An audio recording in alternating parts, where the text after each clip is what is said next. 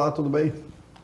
Canal 10, Cabo Frio TV, de volta com o programa Política com K. Mais uma vez, muito obrigado pela sua audiência, muito obrigado pela sua interatividade. Hoje em dia a gente pode dizer que a interação é muito maior graças à facilidade da internet. Qualquer parte do planeta você assiste o nosso programa, você baixa ali o aplicativo do canal 10 Cabo Frio TV e você pode assistir o programa em qualquer lugar que você estiver, na hora que você quiser. E aliás, pode até baixar o programa através das mídias sociais, do Facebook, você baixa o programa. Enfim, alguns políticos que passaram por aqui já baixaram os programas, editaram, guarda de recordação. Enfim, essas facilidades que todas as mídias sociais nos permitem nos comunicarmos melhor, né, nesse ano de 2020. Em plena pandemia, a internet foi a salvação e uniu as pessoas em todo o planeta. No programa de hoje, no Política, muita novidade. A gente está sempre trazendo aqui políticos, prefeitos, ex-prefeitos, ex-vereadores, advogados, juristas, publicitários, pessoal de marketing político. Enfim, para você que está assistindo, entender como funciona a política. A nossa função aqui não é fazer política, é mostrar para você os caminhos que a política tem na vida de cada pessoa.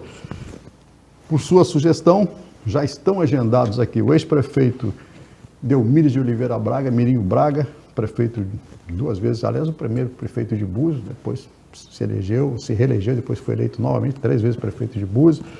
Cláudio Vasque Chumbinho, prefeito ainda em exercício em São Pedro Aldeia, já está agendado também. Davi Dutra, ex-prefeito de Arraial do Cabo, médico Davi Dutra, que não conseguiu chegar no programa por conta da pandemia. Ele está trabalhando 24 horas, praticamente direto dentro do hospital em Arraial do Cabo. Ivo Saldanha, ex-prefeito de Cabo Frio, que é lendário. Então, aliás, os livros de comunicação têm o prefeito Ivo Saldanha como homem de marketing, saiu de Cabo Frio a pé para o Rio de Janeiro, fez história, como todos os prefeitos.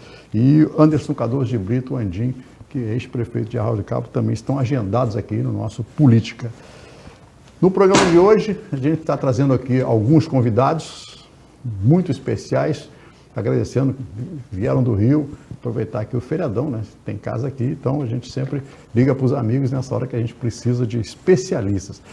Paulo Roberto Araújo é um desses jornalistas consagrados, premiados, é cidadão, é o cara que conhece o interior como ninguém, como jornalista, como profissional da imprensa, há mais de 40 anos nas editorias do jornal o Globo, e é cidadão de Angra, é cidadão cabofriense, cidadão de Nova Friburgo, de São Gonçalo, onde ele passa, recebe um título pelo serviço prestado, um dos únicos jornalistas que sempre se preocupou com o interior do Rio de Janeiro, né, dando pautas no jornal o Globo, enfim, de alguma forma, colaborando sempre com a imprensa, mostrando o trabalho nosso, o trabalho de jornalista. E o outro convidado, José Carlos Alcântara.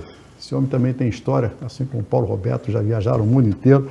É um excelente administrador, pela Fundação Getúlio Vargas, fez curso de administração de empresas, e aí, claro, chegou a diretor de marketing da Brasil Export, que é uma feira de exportação que tinha em Nova York, em Atlanta, em Miami, diretor superintendente da ABC Trading, que é comércio exterior no Rio de Janeiro, vice-presidente do First National Bank em Nova York, esteve lá em Nova York, depois foi para Paris, também pelo Banco Safra, agora foi assessor internacional da Associação Comercial do Rio de Janeiro e representante do Instituto Informe. Esses dois convidados, obrigado, Paulo Roberto, pela sua presença aqui. Tirei ele do Peró, que ele veio, vim relaxar, vim descansar, mas veio aqui. Obrigado, Paulo Roberto. José Alcântara, obrigado pela sua presença.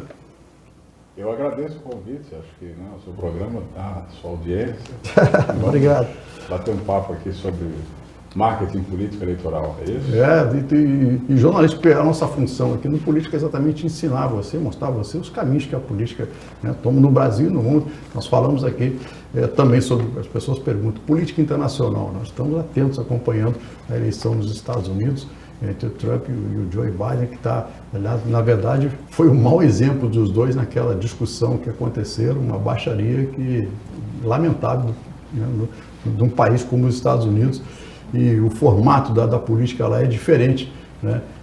Não basta o eleitor ter todos os votos, mas ele precisa ter os colegiados, é um pouco diferente, tanto que a Hillary Clinton ganhou no popular, mas não acabou não levando, perdeu para o Donald Trump, que agora corre o risco lá por conta dessa pandemia, ele também acabou perdendo muitos votos.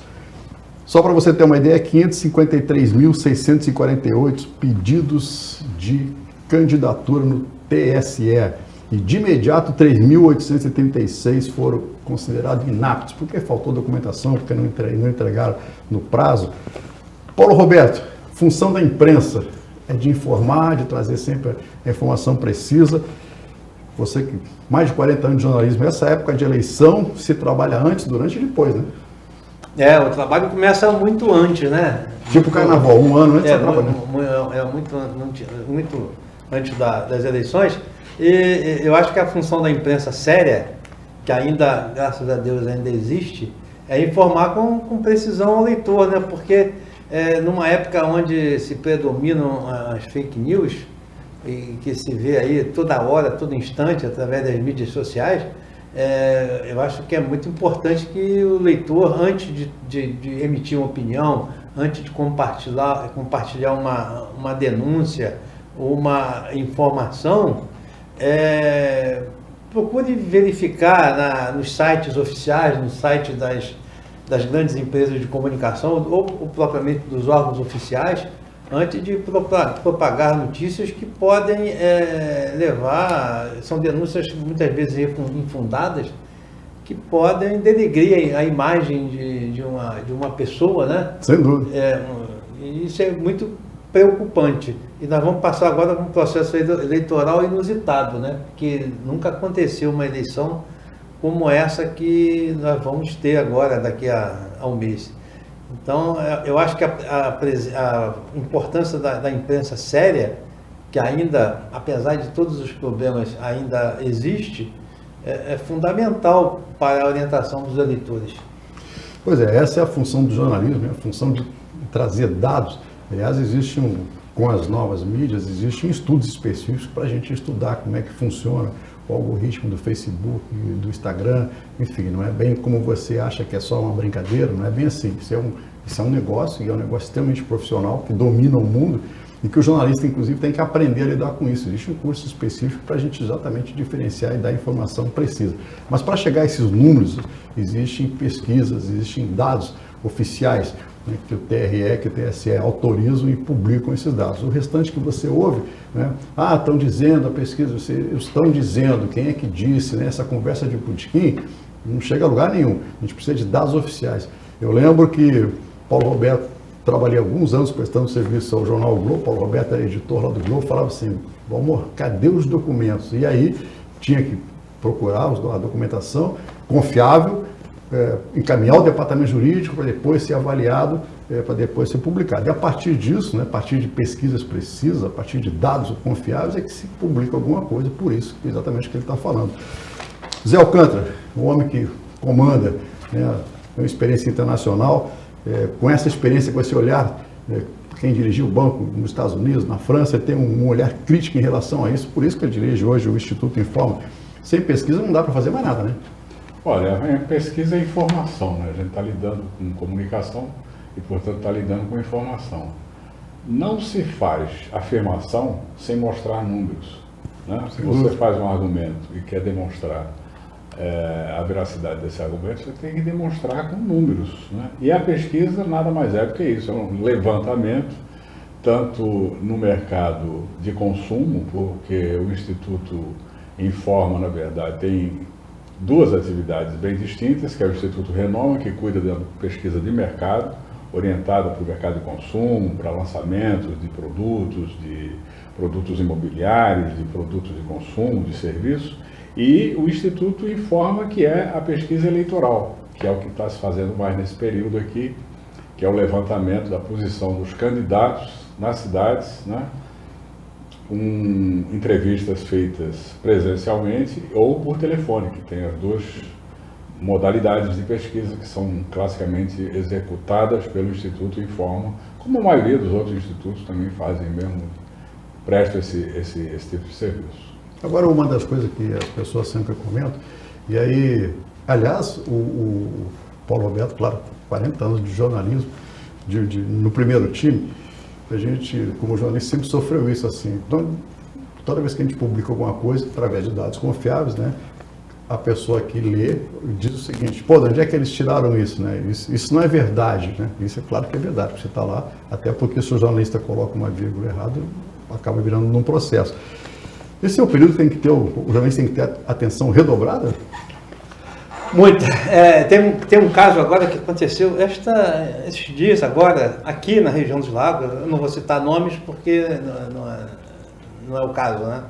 É uma pessoa aí que está, vamos dizer assim, está bombando nas redes sociais do Brasil, daqui de Cabo Frio. Essa pessoa seria tema de uma reportagem do Fantástico, juntamente com uma pessoa que está cometendo a mesma infração no Rio de Janeiro. Então, é um caso que teria uma grande repercussão, mas que deixou de ir ao ar no Fantástico, porque a direção da TV Globo decidiu consultar o departamento jurídico, porque isso poderia ferir a legislação eleitoral. Então, foi vetada esta reportagem por causa dessa questão eleitoral. Isso é só para mostrar como a seriedade que existe no trato com a coisa pública, né? Ao contrário de outras situações que você joga a denúncia sem checar, sem confirmar, sem ver os efeitos legais que isso pode gerar, pode prejudicar um, pode beneficiar outro. Então, é um caso que aconteceu agora... Recentemente? Recentemente, semana passada. Para você ver a importância da política, a gente está sempre trazendo dados desde antes de Cristo, né? A política já tinha influência, né? Depois, outro dia eu falei aqui que o ato de comer é um ato político, né? E algumas pessoas depois me perguntaram, eu expliquei aqui, quando você decide, eu vou explicar de novo, quando você decide no supermercado, a senhora dona de casa, assim, o que tem a ver com isso, né? Então, esses três aqui falando sobre política. Quando a senhora decide pegar um produto industrializado e levar para casa, a senhora poderia estar decidindo levar um produto plantado, cultivado por um pequeno agricultor. Isso é um ato político, você estaria beneficiando o pequeno agricultor, aquele né, que rala, que vai para a feira, enfim. Isso simplesmente quando a senhora for pegar alguma coisa no mercado, pensar que esse é um produto que na verdade às vezes é o derivado de soja, o subproduto, né, que são esses biscoitos, as coisas todas que tem. Né? Enfim, não vou falar dos votos, que aí ninguém come mais nada, mas pense que é um ato político. Zé Alcântara, com essas pesquisas em época eleitoral, sempre se diz o seguinte, já chegou um ponto, da mesma maneira que fala-se, as pessoas dizem, né, a gente ouve toda a história em padaria, em botequim, dizendo o seguinte, né, essas pesquisas, isso qualquer um faz pesquisa. Não é bem assim, porque a pesquisa bem fundamentada é um dado científico, né? Sem dúvida, é uma tecnologia, né, desenvolvida há anos, né, são instituições, o Brasil, para você ter uma ideia, tem mais de 300 instituições de pesquisa. Sérias? Umas sérias, né, fazendo pesquisa, né, fazendo levantamento de dados, né, como eu mencionei anteriormente, tanto para pesquisa de mercado como para pesquisas eleitorais. Então, os responsáveis por instituições como o Instituto Informa são pessoas com formação, né, na área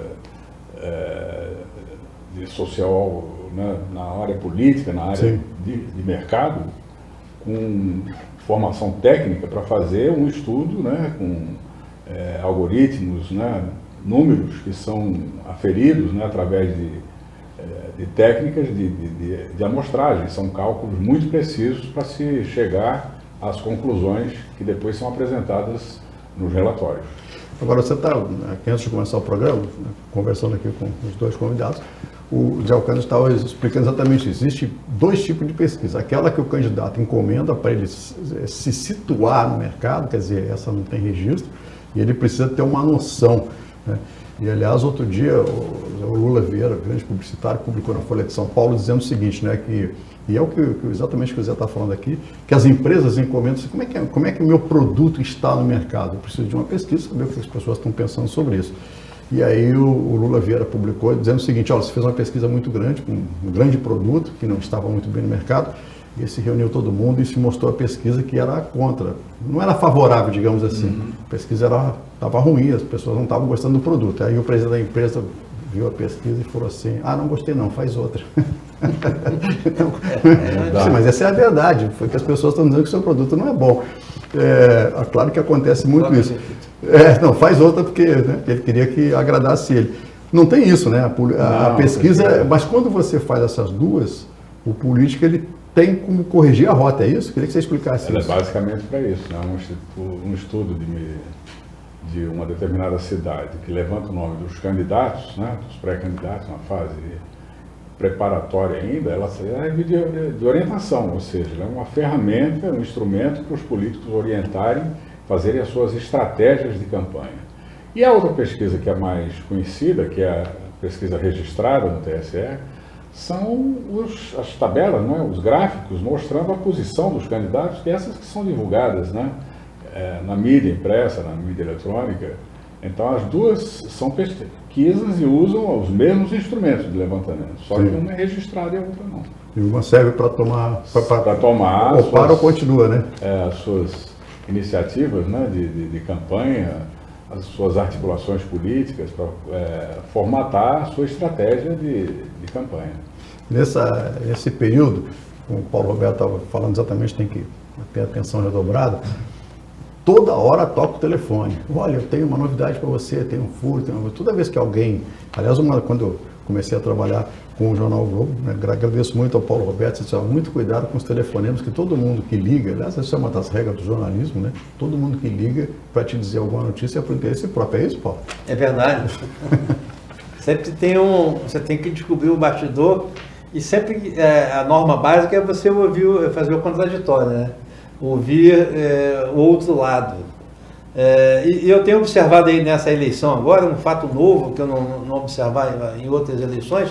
Essa semana passada mesmo eu recebi um telefonema de um amigo da região serrana do Rio, que existe um quadro eleitoral lá, assim, com os candidatos tradicionais da cidade, conhecidos, todos aqueles, uma situação melhor, outra situação menor, mas um quadro estabelecido. De repente, disparou um candidato que veio de uma outra região do estado com um crescimento que ninguém conseguiu entender o que houve. E ele descobriu o seguinte, o fenômeno novo do influenciador digital. Contrataram uma pessoa, né, que é especialista em mídia digital, e ele levantou uma pessoa desconhecida na cidade, e eles ligaram para mim e sabiam o que fazer. Eu disse, olha, é difícil uma situação dessa, né? Uma nova realidade, né? Infelizmente, né? Porque a pessoa está sendo impulsionada não pela qualidade dele como político, como gestor, mas porque tem um bom influenciador digital que está levantando o nome daquele candidato. E eu acredito que isso vai acontecer em muitas cidades do estado do Rio. Mais ou menos como aconteceu com o governador afastado, o Wilson Witzel, afastado pela justiça, né? Está lá aguardando o julgamento, que deve demorar, a gente já falou isso aqui no programa, deve demorar no mínimo 5 meses até que se tenha uma decisão, se para ou continua, mas depois que foi 69-0, só não teve um voto, que são 70 deputados, porque um deputado estava com Covid, que acabou falecendo. José Alcântara, essa situação de pesquisa, por exemplo, o próprio advogado Wilson Witzel tinha 1%, né? Quase traço, né? Que a gente fala profissionalmente, assim, não dá nada, mas bota 1% lá para não ficar o traço. Ele de 1% chegou a ser eleito. Onde que os institutos erraram nessa pesquisa? Acho que o que houve aqui é o que ele mencionou. O marketing digital, marketing político digital, nessa eleição, inclusive, vai ter um papel preponderante. Você vai ver muita gente ser eleita sem sair de casa, sem fazer corpo a corpo, sem fazer comício, mesmo porque com a pandemia... Sim, corpo a corpo está proibido. Não tem como fazer isso.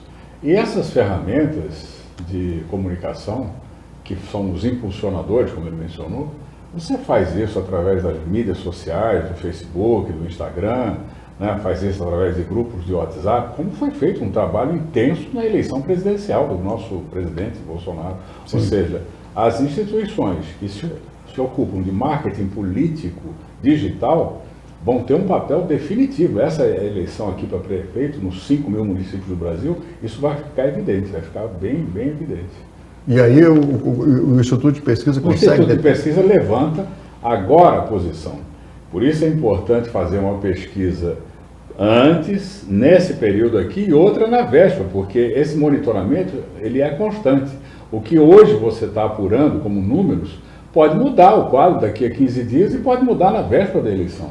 Esse é o levantamento, é a importância de se fazer uma pesquisa registrada, de aferir esses números e de ter confiabilidade, ou seja, buscar instituições que fazem isso, instituições renomadas, que são credenciadas para fazer bem feito esse tipo de levantamento. Paulinho, como é que ficou mais fácil trabalhar no jornalismo? Aliás, eu tive fiquei triste, né? Eu cheguei na banca no domingo agora para comprar o jornal o Globo. E a menina falou assim, não vi nenhum jornal na banca, nenhum. E a menina falou assim, não, é que não vem mais jornal aos domingos. É isso, Paulinho, está acabando o jornalismo, não está indo mais os jornais, o papel impresso, aquilo que nós nos formamos, né? Graças a Deus chegamos até aqui. Infelizmente, para o jornalista, né? E principalmente para os novos jornalistas e principalmente, infelizmente, para a sociedade. E a sociedade agora vai ficar à mercê das mídias sociais, que não tem nenhum comprometimento com a verdade, né, da informação. Você, como jornalista, se você publica uma informação correta, aliás, incorreta, você está sujeito a um processo, uma reclamação, você tem o seu sindicato, você tem a Federação Nacional de Jornalistas, tem um monte de órgãos te patrulhando. Então você tem um compromisso de falar a verdade. Coisa que a maioria aí das mídias sociais, desses novos, a maioria, né? É claro que tem alguns que são sérios, não tem esse compromisso. Então, a minha grande preocupação é o que vai ser da sociedade com essa nova realidade, vamos dizer assim, eu não digo o fim, né? Mas com essa crise que a grande imprensa vive. O Jornal Globo, por exemplo, eu já comandei lá somente na minha editoria, que é a editoria de cidade, de estado, 53 pessoas. Hoje tem no máximo 20. Então, ficou muito difícil a informação. Eu lembro que numa enchente no Rio de Janeiro, que aliás não é muito difícil acontecer enchente no Rio de Janeiro, os prefeitos sempre deixam isso para segundo plano, mas o jornalista com 40 anos de profissão já sabe, né, pelo tempo, se vai dar enchente ou não. Eu lembro que, aliás, foi publicada uma foto no próprio Jornal Globo de gente dormindo embaixo da mesa porque não saiu do jornal e porque tinha que virar. E o Paulo Roberto tinha que chegar, porque ele é niteroense, mora em Niterói, tinha que atravessar a ponte para chegar lá para cobrir com uma grande equipe e aí as pessoas, cada um na sua casa, enfim, de alguma forma fazendo foto, trabalhando. Esse espírito está acabando de reunir todo mundo e trazer uma cobertura eficaz? Infelizmente está acabando. Antigamente nós tínhamos aqui no Rio de Janeiro grandes jornais, Jornal do Brasil, O Dia, O Globo, Última Hora, Diário de Notícias. Havia uma concorrência, havia uma disputa pela informação, para quem dava a informação correta. Hoje nós estamos restritos praticamente ao Globo, como uma empresa séria, mesmo com a crise, né, ainda consegue manter aquela seriedade. Temos o Jornal O Dia, que está em um processo de reformulação e acabou. O restante é mídias sociais. Mídia social. E tem que acreditar nas mídias, e aí exatamente volta para o fim da fila, exatamente o que o Paulo Roberto estava dizendo aqui e o José Alcântara está colocando. Você tem que ter muita atenção, de onde tirar esses números, se é verdade, se não é verdade, é isso? É a origem, né? É a origem do que você vê ali, checar sempre. A mídia social, ela não tem identidade, né? Ela está lá, não tem editor, não tem nada. O que está sendo colocado ali como postagem, né? Tem que ser checado. Você não vai simplesmente compartilhar, nem vai acreditar sem checar aquilo antes, porque não tem origem, não tem fonte, né? O jornalismo cuidava de uma matéria onde ele sempre citava uma fonte. Você chegava no final da matéria, você via a fonte. Sim. Quem escreveu aquilo, ou se viesse publicado por uma outra instituição, aquela era a fonte. Agora, na mídia não, você fez uma afirmação, está lá postada, não tem fonte, não tem origem. Então, cabe ao leitor fazer essa checagem. Ou seja, a fonte passa a ser o leitor. Quando você publica isso, quando você faz a duplicação disso, né? Quando você republica na sua página ou manda isso como uma mensagem no WhatsApp, você está passando a ser o autor. Você pode até ser cúmplice num crime de estar fazendo uma divulgação de uma pesquisa falsa, de uma informação distorcida, ou seja, você pode estar causando, ser um cúmplice, né, numa divulgação de uma informação que pode estar prejudicando alguém ou alguma coisa. A gente está, claro, eu sempre costumo dizer que o programa Política, né, é uma grande escola, uma grande aula, como você que está aí, seja dona de casa, o pipoqueiro, o empresário, vai aprender um pouquinho aqui no Política de um trabalho sério, claro, por todos os profissionais que por aqui passam. E nós vamos fazer um breve intervalo e a gente já volta aqui com Política com K.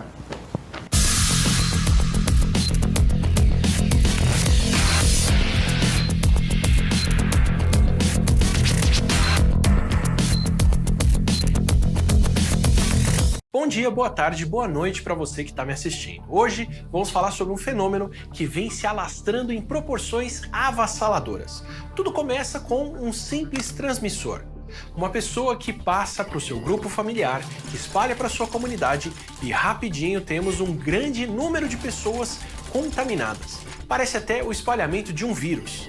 E na verdade, esse fenômeno é uma espécie de vírus. Eu estou falando das fake news em um processo eleitoral. Essa divulgação de boatos e notícias falsas é letal para a democracia. Acaba com a reputação de pessoas idôneas, esconde a verdade sobre candidatos mal intencionados e no final todo mundo leva tempo para se curar dos efeitos. Então vamos combinar o seguinte? Tudo que você receber, verifique, confira a fonte, consulte as agências de checagem. Quem espalha fake news prejudica outras pessoas, a si mesmo e pode estar cometendo um crime. Se for fake news, não transmita. Justiça Eleitoral, a justiça da...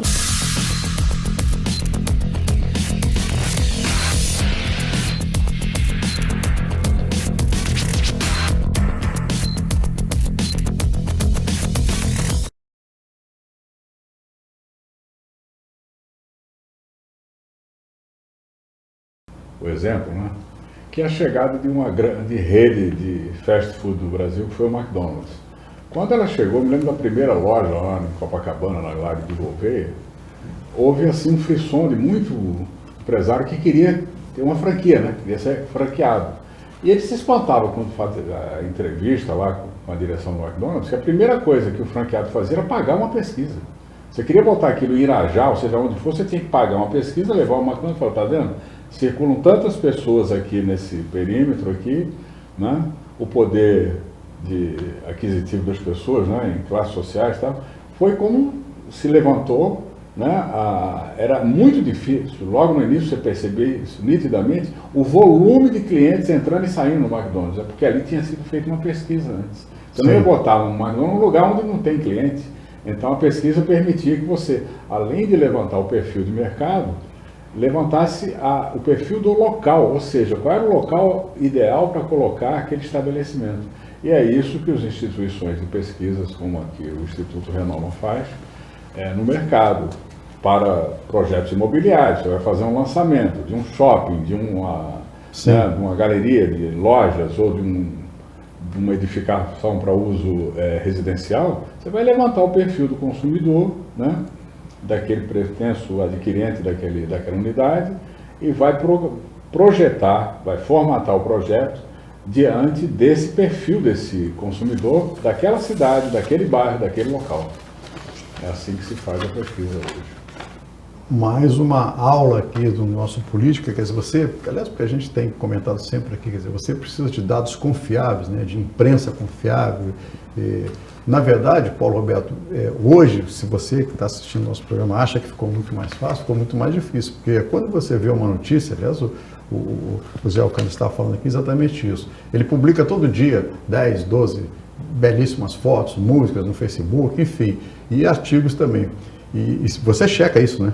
Eu faço um levantamento, desde que eu verifique que aquela postagem corresponde à realidade, né, a uma verdade que, né, é absoluta, fundamentada, né?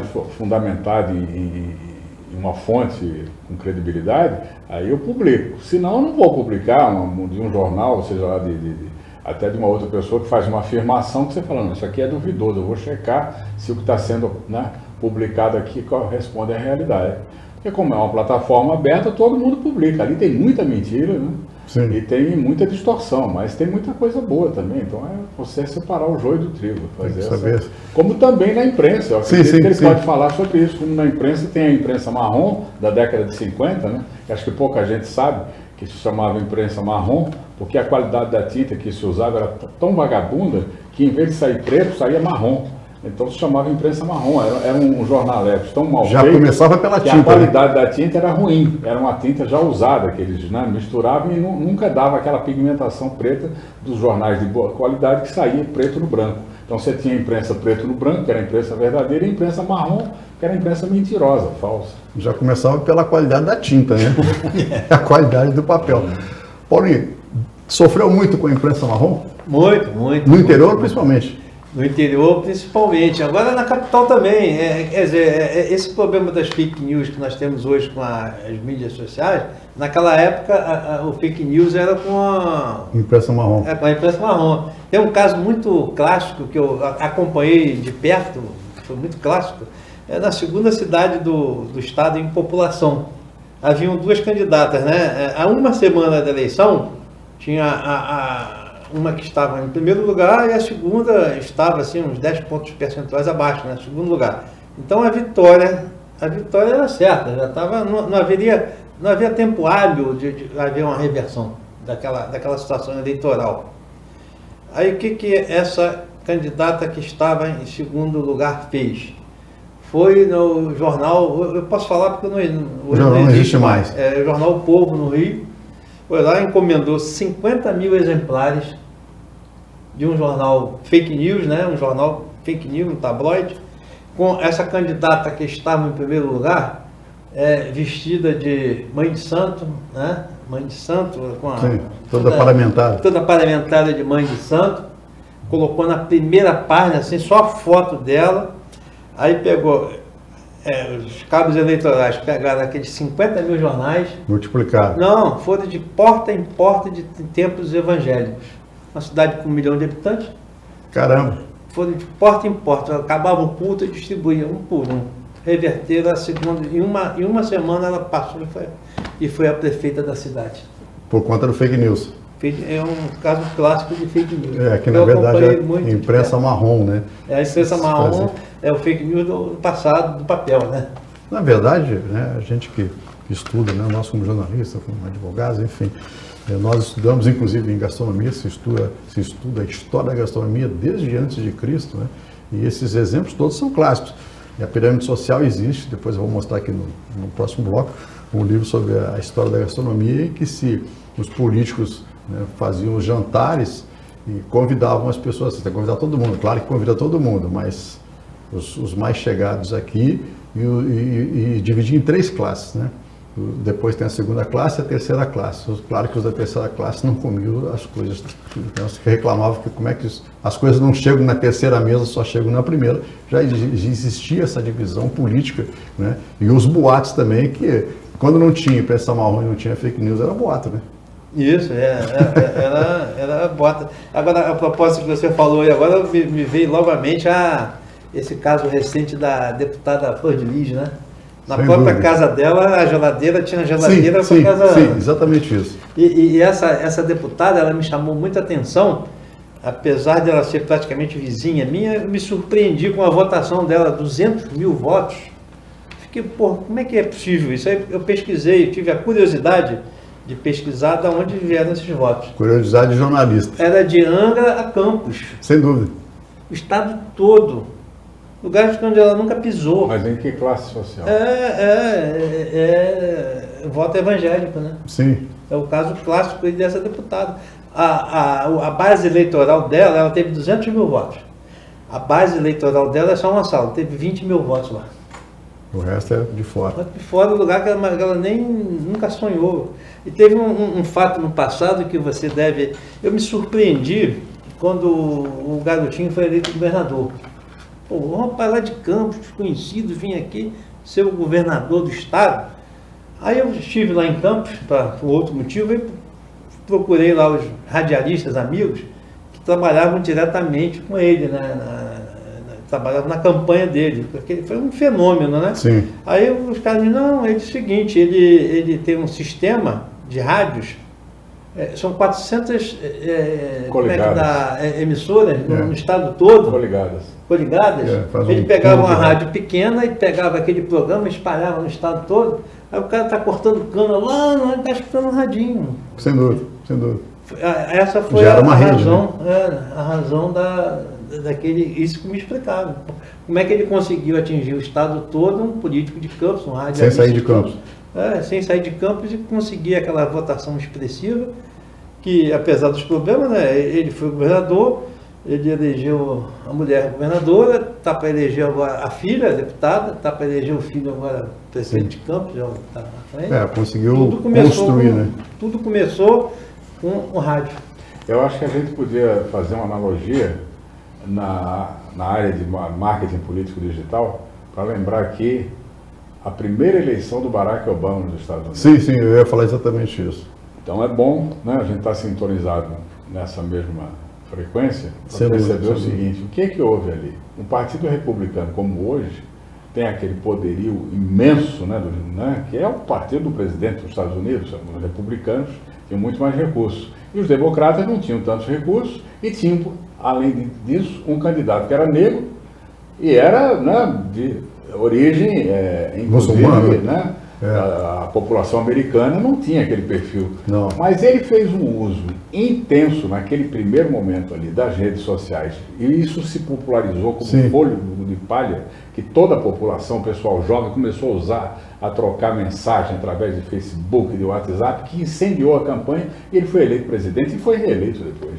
Ou seja, foi sem os recursos da mídia tradicional, que era a imprensa americana. Foi até surpreendente, porque as pesquisas não indicavam isso. Ele disparou em cima das mídias digitais. Que, aliás, o trabalho, eu acompanho muito, assim, com todos os profissionais aqui, né, e principalmente o Zé Alcântara, que morou lá, o trabalho que os americanos fazem com as mídias sociais. A Hillary Clinton, eu fiquei acompanhando o profissionalismo, e é bom que você acompanhe. Você entra no site lá do Joe Biden, do Trump, né? O Joe Biden está fora do governo, mas enfim, tem o presidente, claro, que tem mais condições. Mas você entra como da Hillary Clinton, né? A campanha foi preparada 2 anos antes. Aliás, como o Paulo Roberto falou aqui no começo, a gente trabalha muito antes. Meia-noite, porque a legislação americana permite que o cidadão possa contribuir, faça a sua doação. E eu me inscrevi, lógico, lá na campanha da Hillary, 00:01 do dia determinado lá, que eu não lembro qual. Entrou no meu site, entrou no WhatsApp, entrou assim a campanha, você pode doar a partir de agora, isso aqui foi aquela enxurrada, e por isso que a Hillary ganhou, acabou não levando por outros motivos, mas acabou ganhando. Mas você vê que toda a campanha estava pronta já há 2 anos, com boné, com xícara, com prato, com roupas. Tem uma loja lá, tem shopping, você entra lá e você compra, né? A legislação permite que faça isso. Isso é planejamento, Zé Alcântara? É um planejamento de campanha, foi o que eu mencionei no outro bloco, que a gente estava formulando as pesquisas, né, adequadas para cada segmento da população. Você faz o monitoramento desde o pré-lançamento da campanha, que a gente chama de pré-candidato, de 6 meses a 1 ano atrás, e vem monitorando e vem fazendo o ajuste fino, vai mudando o discurso, a maneira de se apresentar, a maneira de chegar num determinado bairro, né, com um discurso preparado para aquela população que está ali inserida naquela localidade. Ou seja, você vai fazendo um ajuste, como você mencionou, né, até de faixa etária ou de credo religioso, ou de nível de renda, você vai fazendo um ajuste do discurso do candidato, né, adequado àquele perfil daquele eleitor. Então esse planejamento, como você mencionou, ele tem que ser feito com muita antecedência, né? Esse improviso que se fazia até uns anos atrás, hoje você não tem mais como. Não há como modificar, em outras palavras, na majoritária pelo menos, né, nas eleições municipais, o curso natural desse monitoramento nos próximos 30 dias. Eu não acredito que se possa reverter mais nenhuma candidatura que já está projetada Sim. pelas pesquisas lá na frente nos próximos 30 dias. Basta você olhar o que está acontecendo lá na cidade do Rio de Janeiro. Você consegue duvidar de que aquilo possa ser alterado? Aquele quadro? Dificilmente. Muito difícil, não é isso? Ou Sem seja, dúvida. porque aquilo já foi preparado antes, né? As campanhas para vereador você ainda tem uma margem grande aí de crescimento, de conquista do eleitor, mas nas majoritárias é muito difícil você reverter nos últimos 20 dias de campanha, que é o que vai acontecer agora. Você vai consolidar o voto dos eleitores em cima dos candidatos onde já há uma preferência, onde o monitoramento dado pelas pesquisas já dirige, né, a maioria dos votos para aquele eleitor. E os indecisos acompanham a maioria? Olha, é até bom você ter mencionado isso, que na maioria das cidades você ainda tem de 30% a 40% de indecisos. Mas isso quando você coloca, as pesquisas sempre fazem essa distinção, a folha de espontânea, né? De você mencionar os candidatos espontaneamente, sem apresentar a relação. Quando você apresenta a relação dos candidatos, esse número de indecisos cai abruptamente, cai de 30% para 5%, 6%, 10%. Porque aí você tem o poder da escolha. Porque você já está com os nomes ali, dali você faz a escolha. Exatamente. Vou passar aqui para os meus companheiros aqui. Todo mundo reclama da política. Não, isso não dá. Não, Deus o livre, eu não quero. As candidaturas registradas no TSE. O Brasil tem 5.570 municípios. 19.167, quase 20 mil candidatos a prefeito. Então, não é tão ruim assim. Vereador Paulo Roberto Araújo, você acha que as pessoas estão brigando, né? Tá, tem 10, 12 candidatos, mais de 500 mil de pessoas brasileiras, até porque na Constituição diz o seguinte: todo brasileiro, desde que em dia com as suas obrigações eleitorais, pode se candidatar a partir do momento que se filiar a algum partido político. Então, são 515.150 candidatos a vereador. É muita gente querendo ser vereador, né, Paulo Roberto? Eu concordo, realmente, muita gente, mas eu acho que as pessoas de bem, isso eu acho muito triste, isso muito lamentável, que as pessoas de bem, as pessoas qualificadas, estão cada vez mais fugindo da política, né? Então, você vê a qualidade dos candidatos a vereador, principalmente nas pequenas cidades, você vê que é muito ruim a qualidade do vereador.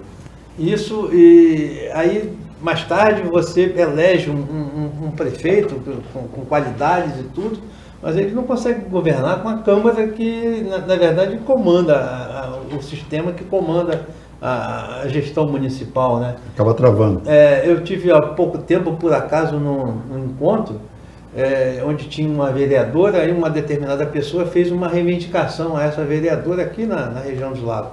Aí a vereadora chegou, a resposta dela, falou: sua reivindicação é muito correta, nós vamos nos reunir terça-feira lá na minha casa e vamos colocar no bloco lá de 9 vereadores e vamos resolver isso. Quer dizer, a decisão não era no plenário da Câmara onde se discutem as coisas públicas. Não era na casa do povo. Era na casa dela, né, onde se reúnem os 9 vereadores e aquele bloco, que é a maioria, é capaz de comandar o que o prefeito tem que fazer, né? Isso é muito ruim, né? E por isso que eu acho o eleitor ele tem que começar a ver a qualidade, não que aquele cidadão vai lhe dar um emprego, vai lhe dar uma cesta básica, vai lhe dar um benefício, mas a ver o currículo dele, o que ele pode fazer para beneficiar a cidade. Sim. E isso é muito difícil hoje de se ver. Está cada vez pior, né? Não, realmente o Paulo Roberto tocou num ponto crucial, que é a qualidade dos candidatos. Aliás, a qualidade dos candidatos, o próprio Jornal Globo publicou recentemente algumas pesquisas, né, dos fichas sujas, né, e os que conseguiram por liminar, que aliás é uma outra coisa que vai se discutir aqui. Eu vou trazer aqui 3 advogados brilhantes nessa área do direito eleitoral, né, os fichas sujas. Consegue driblar a lei, porque tem brecha na lei, e consegue disputar a eleição no Brasil inteiro, né? E depois fica judicializado, como disse lá o juiz Antonelli. É isso, Zé Carlos? Judicializou o negócio? Hoje, né, as campanhas estão indo para esse lado, né, porque os candidatos que saíram do jogo político por conta de condenações, né, de implicações jurídicas, eles têm um grupo político por trás, então eles não querem perder o feudo, né? Perder o feudo. Domínio. Então, às vezes, estão propondo um candidato que não é o candidato que disputou as últimas 3 eleições, mas é um preposto. Ele está ali, ele é só uma fachada. Quem está por trás mesmo é aquele grupo político que já domina, né, aquela cidade há décadas e que quer manter o poder ou quer reconquistar o poder, quer tomar novamente o controle político da cidade. Pô, isso acaba sendo terrível, mas mais uma razão do política instruir, né, de ajudar você a entender melhor essa política e tomar a sua decisão, de uma imprensa séria, dos institutos de pesquisa. Enfim, essa é a nossa missão. A gente vai fazer um breve intervalo aqui no Política e a gente já volta.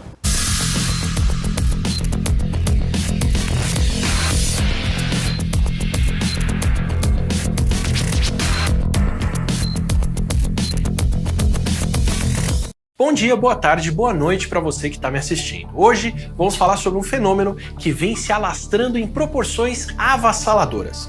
Tudo começa com um simples transmissor.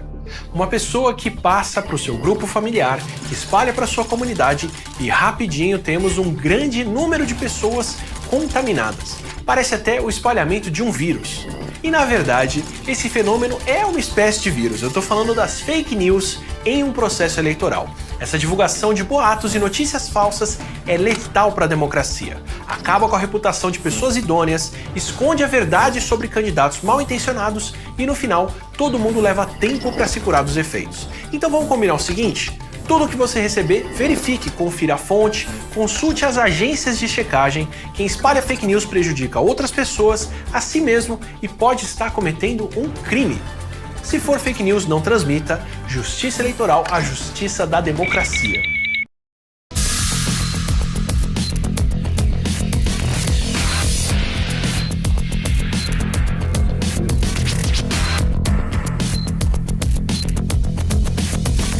Muito bem, de volta com Política. Estou lendo aqui que comer e beber em conjunto eram expressões de igualdade entre membros de um grupo distinto que partilhava os mesmos valores e também o poder político. Estamos falando aqui da Grécia Antiga, antes de Cristo, e, logicamente, quando separavam homens, mulheres, crianças e separavam os tipos de comida. Então, aliás, isso é um poder político. Isso aqui é um livro do Roy Strong chamado Banquete, né? Então, aliás, é uma bíblia de quem estuda gastronomia, mas ele é um livro extremamente político, né? Porque todas as ações de comida têm a ver com a decisão de quem mandava, né? E, aliás, se para você entender a expressão pão nosso de cada dia, quando se construiu as pirâmides, no final do dia, aqueles escravos todos recebiam pão e cerveja. Por isso que então eles tinham que trabalhar para conseguir o pão de cada dia. Daí que vem essa expressão e que era uma decisão política de quem mandava e quem precisava comer o pão de cada dia. Então deixa eu citar um quadro mais negro, que é exatamente o contrário disso. E já há uma afirmação que circulou muito aí pelas redes sociais, que no futuro o ser humano não irá mais se relacionar a não ser pelas redes sociais. Ele só irá se relacionar pessoalmente para procriar. Sim. Não vai mais comer junto, não vai mais conversar, não vai mais passear, não vai mais a estádio de futebol, ele vai fazer tudo pela internet. Sozinho. Você imagina o outro lado dessa história. Uma vida solitária. Eu recomendo aí, quem não assistiu, para estar passando um filme na Netflix chamado Dilema das Redes. Muito bom. Sim, excelente. Excelente.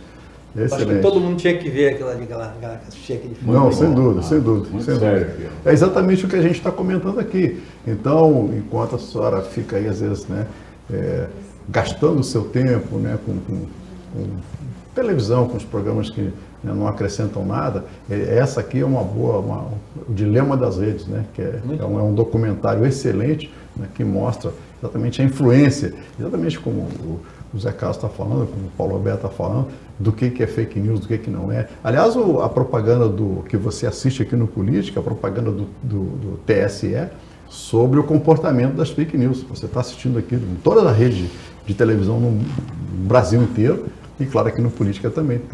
A gente trouxe lá do TSE é uma propaganda institucional mostrando os perigos das fake news que pode prejudicar muita gente. Aliás, o Paulo Roberto, como jornalista aqui das antigas, a gente fala no meio jornalístico, e o Zé Carlos Alcântara se lembra disso, primeira vítima de notícia falsa foi a escola de base lá em São Paulo, né? Destruiu com a vida de uma família, né? É um caso clássico, né? Clássico no mundo inteiro, hein? No mundo inteiro. E agora, esse não é um caso. Existem muitos casos aqui no próprio Rio de Janeiro, muitos outros casos, que hoje mesmo eu vi na televisão. Hoje, na televisão, nós temos um grupo de jornalistas que a gente comenta. Eu achei uma coisa um absurdo. Foi um caso que aconteceu em São Gonçalo hoje, um aviário que vendia galeto de pombo. E o cara foi preso em flagrante. O comerciante, é claro que ele estava fazendo uma infração, o cara, eu disse, pô, o delegado condenou o cara. Aquilo ali não importa se ele condenou, ele prendeu em flagrante, e depois disse que ia investigar se aquela carne de pombo era de fato vendida como frango. Quer dizer, ele estava na dúvida, né? Julgando. Mas, embora na dúvida, prendeu o cidadão, o comerciante, que não é santo não, mas foi preso em flagrante delito, levado para prisão e pior, foi para televisão. Então, o comentário que eu fiz lá, eu não defendi o cara não, eu disse o seguinte: independente dele ser, a alegação dele que aquela carne de pombo era vendida para rituais de Umbanda. Agora, independente do cara ser inocente ou culpado, ele já foi condenado. Sim, esse aí pode fechar a porta que, né? Aliás, para você ver, e essa é a nossa função, nós temos uma agenda imensa aqui com professor de história, sociólogos, que virão aqui no programa exatamente explicando, mas eu já posso adiantar. As fake news que fazem vítimas no mundo inteiro, desde que o mundo é mundo. Vou lembrar aqui, a Igreja Católica, no período da Inquisição, bastava você dizer, chegava para o Zé Alcântara, falava que assim, você sabe que aquela mulher lá é bruxa. Pronto, iam lá e tocavam fogo nas pessoas, né? Destruir a reputação do Não, tocavam fogo nas pessoas, queimavam vivo, né? Não, além e nunca ninguém conseguiu provar nada, né? É um absurdo. Como nos dias de hoje tem muitas pessoas que têm a reputação totalmente destruída Sim. por intrigas políticas, né? Disseminadas ou pelos jornais ou pelas mídias sociais, e que você também não faz a checagem devida, não vai apurar aquela informação e toma a imagem da pessoa de gato por lebre, ou seja, você está comprando uma informação, depois você vai conhecer a realidade, como essa que vocês mencionaram, da escola lá de São Paulo, Sim. você destruir a vida lá daquela pessoa que não tinha responsabilidade nenhuma por aquilo. Nunca mais. E aqui no Rio de Janeiro tem um problema muito sério, já há algum tempo, que eu condeno há muito tempo, mas é praticado por quem? Pelo Ministério Público. Existe uma denúncia, aquele cidadão é isso, é aquilo, ele está praticando isso, aí é feita uma denúncia, é pedido uma prisão daquele cidadão, aí o próprio Ministério Público liga para a imprensa, os assessores ligam, aí 6 horas da manhã, vai naquela operação, prendeu fulano, prendeu ciclano, aí vai para julgamento, aí daqui a 2, 3 meses se comprova que aquele cidadão é inocente. E aí, como é que você repara a reputação? Não repara mais, não repara nunca mais. Então, o Paulo Roberto tocou num ponto aqui, nós temos um caso, claro, que a gente conhece, em que o cidadão, que era um cidadão de bem, foi preso, algemado, pegaram as obras de arte, levaram tudo, assim, deu uma página inteira no Globo, no estado de São Paulo, enfim, em todo lugar. Depois, muito tempo atrás, né, um ano depois, devolveram o material dele, claro que devolveram pela metade, o Globo deu uma nota, o estado de São Paulo deu uma notinha desse tamanho. Quando dá. Como é que fica isso, Paulo?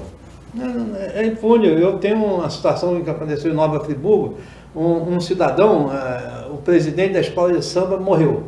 Aí o presidente do conselho teve que assumir há 2 meses do carnaval, lá do carnaval de Nova Friburgo. E ele, naquele desespero, pedia ajuda a um, pedir ajuda, ele pediu ajuda a um vereador lá. Bom, pô, você pode ir a encomenda, manda para cá, começou a conversar com esse vereador. Esse vereador, sem ele saber, estava envolvido numa quadrilha que fraudava o INSS. Esse cidadão entrou na escuta e virou ele era operador, foi preso no Rio e acabou com a vida do cara. Esse é um problemaço, mas enfim, esse é o dever nosso de jornalista, né, de profissionais de institutos de pesquisa, de profissionais de mídia. Mais uma vez, checar as fontes e checar a credibilidade, né, da informação que você está consumindo. Eu queria só, Claro. Nós estamos encerrando, uma coisa que aconteceu ontem no jantar, para mim, nem tudo está perdido. Eu jantei ontem com um empresário aqui da região, uma pessoa de 70 anos, já um empresário de sucesso. O genro dele é candidato a vereador. Ele me contou o seguinte, ele chegou para a filha, chegou para ele e disse, você não tem meu voto. Eu disse, não, por que eu não tenho o seu voto? Eu não sou, nós somos da mesma família. Ele disse, eu não vou votar em você que você não me apresentou uma proposta do que você vai fazer na Câmara. Então você não tem meu voto, enquanto você não me apresentar uma proposta do que você pretende levar à Câmara de Vereadores. Eu achei aquilo fantástico. Ele perdeu um voto. Perdeu um voto do sogro, porque não tinha uma proposta. Aliás, a pesquisa é para isso, é para você elaborar propostas de governo, propostas, ideias e consolidar isso. Para Né? aferir, né, Valmor? Tem as propostas lá sendo colocadas e os números, né, mais uma vez, não faça afirmações se você não pode demonstrar com números. Aí você vai aferir, seja numa pesquisa de mercado, seja numa pesquisa eleitoral. E aí você consegue montar um plano de governo, um Sua plano de decisão, trabalho. você consegue, não, no caso do eleitor e no caso do consumidor, você vai, né, decidir em cima daquela proposta que está sendo apresentada a você, se aquilo confere com os números que você está lendo, né, com os fundamentos que existem, tanto para você consumir um produto, um serviço, quanto para aprovar a candidatura de um candidato. Muito bem, a gente sempre lamenta quando chega no final, quer dizer, mas é uma mistura de lamento com a felicidade da missão cumprida. E o que a gente diz aqui no Política é que cada programa a gente aprende mais um pouco, claro que eu também aprendo, sempre trazendo especialistas aqui. E temos 2 minutos para encerrar para cada um dos nossos convidados. Paulo Roberto, dá um fiozinho na barriga, uma vontade, quando você vê essa movimentação de política, corre para lá, corre para cá, 40 anos de jornalismo, ainda dá um fiozinho na barriga, uma vontade de sentar, escrever e fazer alguma coisa? Não dá não, porque eu sento e escrevo. Resolve.